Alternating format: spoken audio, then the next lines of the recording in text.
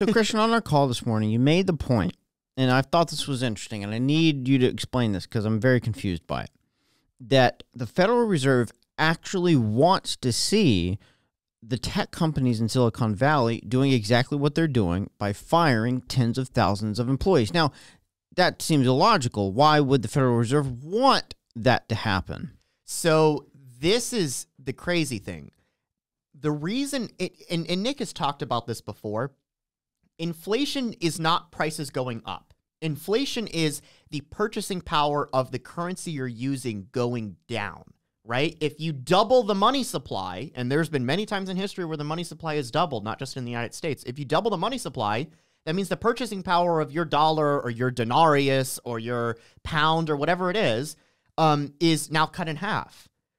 And what that means is that unless you've doubled the number of goods that are in circulation, naturally the prices of most things will probably double as well. Now again, there's a million other factors in play, so it won't be evenly distributed. But what the Federal Reserve realizes is that, okay, there's too much money chasing after too few goods. And the reason why there's too few goods, I mean, you could do a whole podcast on that, right? You know, there was the lockdowns in 2020, the supply chain disruption, like all sorts of reasons why.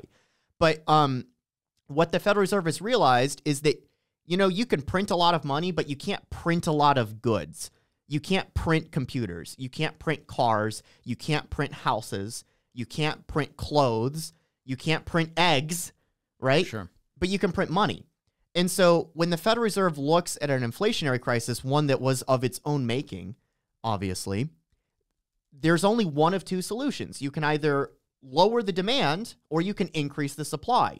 Well, conservatives traditionally used to be, and I think in many ways it still are, but we talk about it a lot less, used to be fixated on the supply side. That's why we called it supply side economics, because our thought process was always, you know what, you grow prosperity not by growing the money supply, you grow prosperity by increasing the number of goods and services that are available in the economy for more people to purchase. That's how you make everybody richer. That's called supply side economics. And the left, and even some people on the right, like to criticize it and say, oh, it's neoliberalism, whatever that's supposed to mean. Or point is that it gets a bad rap, but that is the way that you actually grow the economy is you expand the supply side of that equation. But the Fed can't do that. They don't run factories, right? They don't get to increase the number of houses being built or the number of eggs being produced or the number of cars being made. The only thing they can control is the money supply. They can control the demand side. And so what do you do when there's too much demand, there's too much money chasing after too few goods? You crush demand. That's what you do. And how do you crush demand? How do you make people less likely to go out there and bid up the price of eggs or bid up the price of a house or bid up the price of a car? You lay them off their job. That's how you do it. And so the Federal Reserve is making the cold and calculated decision, and they're getting a lot of heat for it, and it's only half of the equation. But unfortunately, until we actually go back to supply-side economics, it's basically the only option, because it's not like Democrats in D.C. are going to make it easier for people to produce goods and services, right? And so the Federal Reserve's only option, if they want to solve inflation, is literally make people get fired. And who are the easiest people to get fired? Well, it's not the people making the cars. Let me take a guess. The ones that were hired using inflationary money. Yes. The ones that got hired with the funny money that was printed. The funny money. Yeah. No, well, let me ask you this question real quick, because obviously, look, I don't want to make light of the fact of anyone losing their job, because that's horrible. And I've been there, right? Like, I know what it is to get that call and be like, hey, guess what? You don't have a job anymore because the company is closing down, right? That sucks. But when Elon Musk bought Twitter, what did he do? He went in there and he found efficiencies because they were getting catered lunches, and they literally had, hundreds, if not thousands of people fulfilling, doing things where Elon Musk is going around going, what is it that you say you do here? and the reason why it's because Twitter wasn't profitable. So people always ask, like, how can this company that just got sold for billions of dollars not be profitable? Well, if you have low interest rates and loose money, and people are just like driving up investments, right? And they're just throwing money at these companies. Some of these companies, I would say in a very inefficient, and I would almost say irresponsible manner, are hiring all these people to do these various jobs, because the bottom line is there isn't a whole lot of cost or there isn't a whole lot of consequences to be had as long as interest rates are artificially low and money's just being thrown out there. Now, the end result now is that a lot of these companies that, and Hamilton, you nailed it. A lot of these companies that grew based off of inflation, not based off of productivity, are the ones that are bleeding jobs right now. I guarantee you, if you're in high demand fields that is absolutely necessary to economic growth, you're probably in some ways in a better position. And you're definitely in a better position than somebody that, oh yeah, I'm a content moderator at Twitter. What the hell is that? In a situation where, you know, eggs are $8 a dozen. So that's the point right now, is that when we say that the Fed wants to see unemployment or jobs being lost, it's not just purely about this idea of crushing demand as much as it is about understanding that there were jobs that existed that never would have existed outside of an inflationary economy. And to give you an idea of how many jobs are being laid off in mostly tech firms, so far in this month, which is not over, yep, there's over 75,000 layoffs in the tech sector. Wow. Just the tech sector. Google alone, it was just a few days ago, literally like 2 or 3 days ago, that Google announced 12,000 employees at the company are being laid off. Microsoft, a few days before that, announced 10,000 layoffs at their company. And Amazon announced 18,000 layoffs a few days before that. So in the span of like a week, you had like 30,000 plus, almost 40,000 layoffs in like 1 week from 3 companies.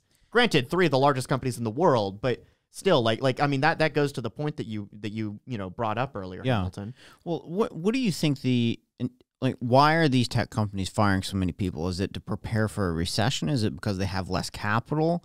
Why is this happening? Oh man, well, have you looked at the TikToks from some of these people that work there? I mean, go on Twitter. And honestly, this is something that Lydia might have seen. Like, if you go on Twitter and you looked at, like, I'm a content moderator at Twitter and I'm 23 years old and I make $250,000 a year. And here's my day. I wake up and I go to my office and I get a latte for free. And then they give me lunch for free. And then I go on a walk. Can I talk about, because I when I first got out of the military, I won't say which company, but when I first got out of the military, I got hired as a part of a different company. I got hired to do training materials for this software company that was doing stuff both for Wall Street and the military and Department of Defense. And they wanted us to come in and help design their training program.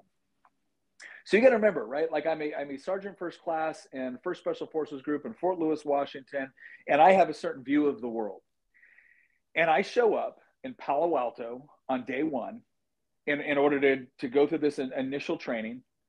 And as I walk into the doors, there are people going by on Segways, and they've got their puppies with them.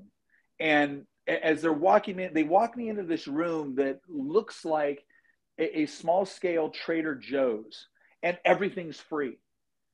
And then they ask me, like, oh, do you have a particular drink that you like? And I'm like, well, I like bourbon. Oh, what kind of bourbon? We'll order some for you and we'll make sure we have it here. But like, you could literally just boxes like Snickers and like anything you can think of. And then every meal, breakfast, lunch, and dinner, catered. And I'm not talking about catered by Panera, right? This was good stuff. I mean, not that Panera is, but you know what I mean. And then it was, well, the masseuse comes on Thursdays and the dry cleaner is on Tuesdays. And oh, by the way, every time we went out to dinner or something like that, we weren't going to Applebee's. And so I'm looking at this going, holy crap, I really should have paid attention. And in school, this is just incredible. And most of these guys were in their, low to mid 20s. And so this was the sort of like Silicon Valley culture that was involved. And you can make any sort of argument you want that, okay, what they were doing was they were creating this sort of culture and environment where people would work longer hours and work on the weekends because, my gosh, why wouldn't you work at a place where they're serving you, delicious meals and getting you whatever, high-end scotch you wanted and stuff like that. But the problem is that that's all fine and good when you're getting all this money and there's all this investment. And again, it's because interest rates are so low and the government's just throwing money at things. there's a lot to go around, and you're kind of competing with other companies that are creating this sort of culture. The moment all of a sudden you move the curtain back, and it's like, no, it's time to actually find efficiency, and it's time to actually, make a profit and justify your existence. Why are you at this company?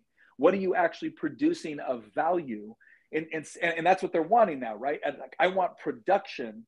I'm no longer interested in potential production.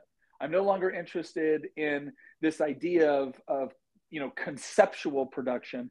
What are you doing right now that is actually generating a profit that justifies your existence?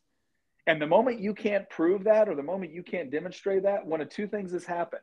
The first thing that's happening is like, okay, the catered lunches are gone, right? The extravagant stuff is gone. And then after that, you're gone. And so that's the sort of thing that was going on in some of these environments. And all of a sudden, when it came down to, we're no longer in the kind of cool, hip startup world. We're in the, no, you need to produce a return for the investors that made all of these breakfasts and lunches and trips and all that possible. Because they had to do something. They had to create something to earn money in order to invest it in you to go do these things. And if you're telling them that, well, I don't know. I don't really know what value I bring to this company other than I'm a content moderator. Yeah, you're not going to have a job very long. And that's the reality that's been happening. Yeah, but don't you know that laying off 75% of Twitter is going to kill millions of people, Nick? Yeah. Well, and that's here's the question. Now, obviously, people have certain complaints about Twitter and whatnot, and I don't like this content, or I'm seeing more of this, and I want more. But nobody is saying to themselves, "Gosh, Twitter is like 90% different than it was when Elon Musk bought it," even though he like fired all of these people. And it just demonstrates that was inefficiency within that system, and it's all fine and good for other people to come in and say, "Well, isn't that horrible for those people?" Yes and no. It's horrible in the sense that I might commiserate with the fact that nobody wants to lose a job. But if your labor wasn't anywhere near as valuable as you were getting paid for, then that was actually a waste. And what really needs to happen is you need to find the place in the economy where your labor is actually worth what it is you're getting paid to produce. Because somebody else had to produce something in order to pay you that wage in the first place. True. That's a hard point to argue with, Nick.